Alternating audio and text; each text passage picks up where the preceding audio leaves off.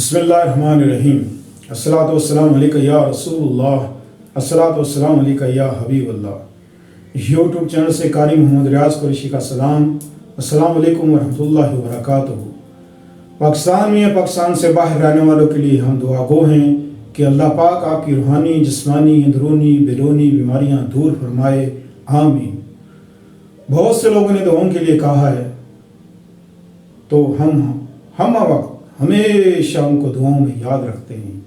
ہاں، پاکستان یا پاکستان سے باہر کسی کونے پہ بھی رہتا ہو، اگر اس کے دل میں اس نے دعا کے لیے کہا ہے یا کمنٹس کے ذریعے کہا ہے، تو اللہ بہتر جانتا ہے اور اللہ سنتا اور جانتا ہے۔ ہم ان کے لیے دعا گواہ ہیں کہ اللہ پاک آپ پر اپنی رحمت اور اپنا کرم کرے اور اپنی رحمت کا سایہ آپ کے اوپر ڈال دے۔ یاسین والقرآن الحکیم، بے شک قرآن حکمت سے بھرا ہوا ہے۔ قرآن اللہ پاک نے جو اتارا، اس لیے نہیں اتارا کہ ہم اس کو خالی پڑھ لیں۔ قرآن کو دیکھنا بھی عبادت، قرآن کو پڑھنا بھی عبادت، قرآن کو چومنا بھی عبادت، اور جو توجہ کے ساتھ قرآن پڑھتے ہیں اور محنت کرتے ہیں، پھر اللہ ان کو بہت سے انعام دیتا ہے۔ قرآن اللہ پاک نے صرف پڑھنے کے لیے نہیں اتارا یا قسمیں اٹھانے کے لیے اتارا، یا اس لیے نہیں اتارا کہ تم اپنی من پسند صورتیں، من پسند چیزیں نکال کر اس میں سے پڑھو اور اپنی حاجتیں پوری کرو۔ یقیناً انسان کی ضرورت ہے کہ انسان کچھ پڑھتا ہے اور پھر پڑھ کے اللہ سے دعا کرتا ہے، لیکن قابل اور بات یہ ہے کہ انسان جب قرآن پڑھتا ہے تو قرآن پڑھے اور اس کو سمجھے۔ سورہ یاسین قرآن پاک کا دل ہے، دل۔ جب ہم اس کو دل سے پڑھیں گے تو اس کا جو نور ہے ہمارے دلوں پہ آئے گا، اور جب دل پہ آئے گا تو ہمارا جو وجود ہے، ہماری جو روح ہے وہ پاک ہوگی، ہماری سوچ پاک ہوگی، ہماری دعاؤں میں پھر مزہ آئے گا، ہمیں پڑھنے میں پھر ایک مزہ آئے گا۔ اللہ سے قریب ہونے کا ایک راستہ ہے، ذریعہ قرآن ہے۔ قرآن اللہ سے باتیں ہیں۔ اللہ اکبر۔ جب انسان قرآن پڑھتا ہے تو گویا وہ اللہ سے باتیں کر رہا ہوتا ہے۔ حضرت علی رضی اللہ تعالیٰ نے فرماتے ہیں کہ جب مجھے اللہ سے باتیں کرنی ہوتی ہیں تو میں قرآن پڑھتا ہوں، اور جب مجھے اللہ کا دیدار دیکھنا ہو، دیدار کرنا ہو، اللہ سے ملنا ہو، اللہ سے ملاقات کرنی ہو، تو پھر میں نماز پڑھتا ہوں۔ یہ ہے طریقہ۔ تو سورہ یاسین اللہ تعالیٰ نے اس میں ہر چیز سما کے دے دی، ہر چیز ڈال دی، کیونکہ دل ہے۔ جیسے دل میں سب کچھ ہوتا ہے اور پھر بھی کمی ہوتی ہے، دل ایک ایسی چیز ہے کہ جس میں جتنا کچھ ڈال دو پھر بھی کمی ہی رہتی ہے۔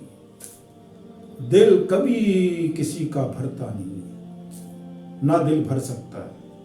دل اتنا بڑا ہے، اتنی گہرائی ہے۔ تو ناظرین محترم، کہنے کا مقصد یہ ہے کہ آپ کو جب بھی پریشانی ہو، تکلیف ہو، تو آپ پڑھتے ہیں، لیکن جب انسان خوشحال ہوتا ہے اور اس کو کوئی تکلیف نہیں ہوتی تو تبھی ہم اللہ کو بھول جاتے ہیں۔ جو روزانہ فجر کی نماز کے بعد سورہ یاسین پڑھے گا اور اس طریقے سے پڑھے گا، یعنی کہ تلاوت کرنی ہے، تلاوت، یاسین والقرآن الحکیم، اس انداز میں آپ آخر تک پڑھتے جائیں، پھر اللہ پاک کی بارگاہ میں ہاتھ کھڑے کر دیں۔